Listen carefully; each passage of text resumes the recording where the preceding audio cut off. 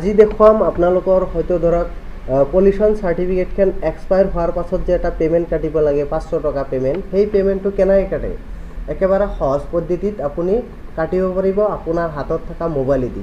আপুনি কি কৰিব, আপোনাৰ হাতত থকা মোবাইল বা কম্পিউটাৰৰ পৰা যিকোনো এটা ব্ৰাউজাৰ খুলিব, সাৰ্চ বাৰত টাইপ কৰিব PUCC বুলি। টাইপ কৰাৰ পিছত আপুনি কি কৰিব, সাৰ্চ কৰি দিব। সাৰ্চ কৰাৰ পিছত আপোনাৰ সন্মুখত এনেকুৱা এটা ইণ্টাৰফেচ খোলা খাব। ইণ্টাৰফেচ এনেকুৱা খোলা খোৱাৰ পিছত আপুনি কি কৰিব, প্ৰথম যোনটো মানে আপোনাৰ লিংকটো আহিছে এইটোত চাওক, ৱেলকাম ট্ৰান্সপৰ্ট ডিপাৰ্টমেণ্ট, এইটোত এটা ক্লিক কৰি দিব। যেতিয়া আপুনি এইটোত ক্লিক কৰি দিব তেতিয়া আপোনাৰ সন্মুখত এনেকুৱা এটা ইণ্টাৰফেচ খোলা খাব।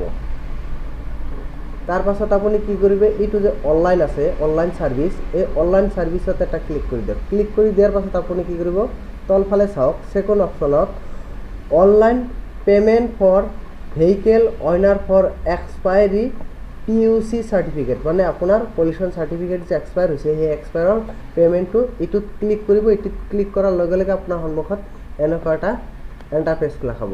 আপুনি এতিয়া কি কৰিব, ৰেজিষ্ট্ৰেশ্যন নাম্বাৰ আপোনাৰ আৰচিত থকা যোনটো গাড়ী নম্বৰ আছে সেই গাড়ী নম্বৰটো আপুনি ইয়াতে ফিল কৰাই দিব।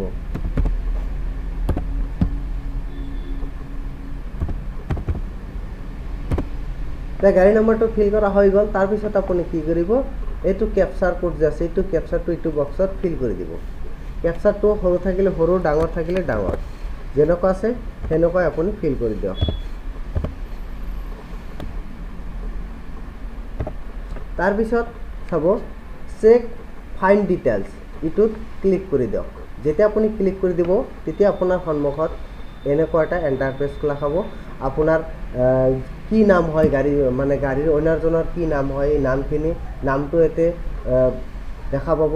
তাৰপিছত আপোনাৰ মানে আগত যে আছিল এক্সটেক্সটিং PUC ভেলিড ফৰ্ম, তাৰপিছত এক্সটেক্সটিং PUC ভেলিড আপ টু। এতিয়া আপুনি কি কৰিব, পে এমাউণ্টত এটা ক্লিক কৰি দিয়ক।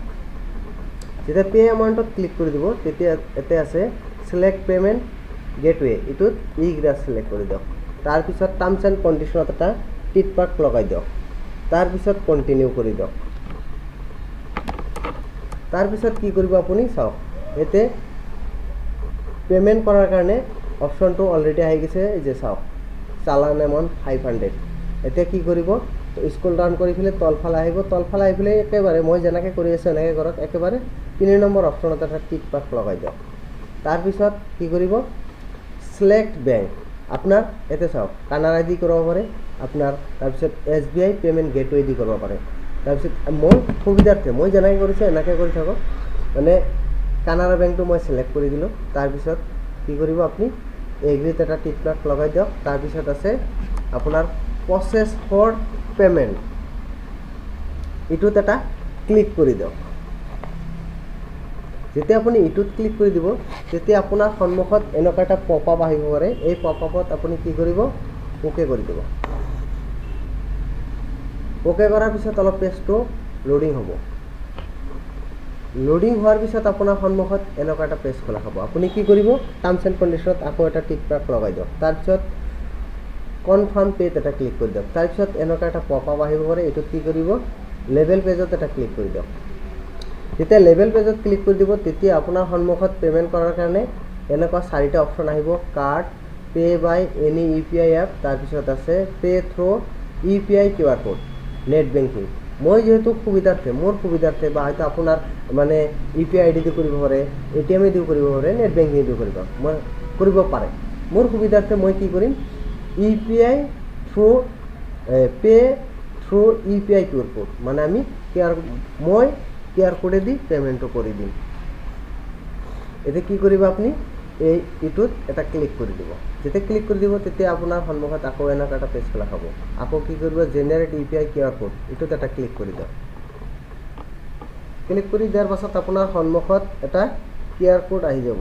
এইটো আপুনি QR কোডটো স্কেন কৰি পেলাই যেতিয়া পে'মেণ্টটো কৰি দিব তেতিয়া অলপ লোডিং হ'ব পেজটো, মানে 5 মিনিটৰ ভিতৰত আপুনি পে'মেণ্টটো কৰিব লাগিব। লোডিং হোৱাৰ পিছত আপোনাৰ সন্মুখত এনেকুৱা এটা পেজ খোলা খাব। এতিয়া চাওক পেমেন্ট সাকসেসফুল অলৰেডি এতিয়া আপোনাৰ পেমেন্টটো সাকসেস হ'ল এতিয়া আপুনি কি কৰিব এতিয়া ধৰক আপুনি 500 টকা যে পেমেন্ট কৰিলে সেই 500 টকা ৰিসিপ্টটো আপুনি ক'ত পাব আপুনি কি কৰিব আকৌ অনলাইন সাৰ্ভিসত যাব অনলাইন সাৰ্ভিসত এটা ক্লিক কৰি ফেলে তাৰপিছত তলফালে আহিব তলফালে আহি ফেলে চাব ডাউনলোড ফাইন্ড ৰিসিপ্ট এই ডাউনলোড ফাইন্ড ৰিসিপ্টত এটা ক্লিক কৰি দিয়ক যেতিয়া ক্লিক কৰি দিব তেতিয়া আপুনি ওপৰত চাব ভেহিকেল ৰেজিষ্ট্ৰেচন নম্বৰ আপোনাৰ গাড়ীখনৰ আৰচিত থকা গাড়ীখনৰ নম্বৰটো টাইপ কৰি দিয়ক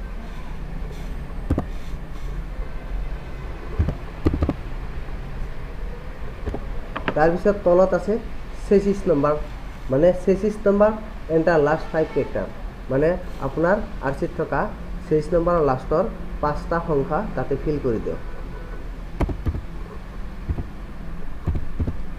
তাৰপিছত কি কৰিব আপুনি ক্যাপচাৰটো ফিল কৰি দিয়ক ক্যাপচাৰটো যেনক আছে তেনেকৈ ফিল কৰি দিয়ক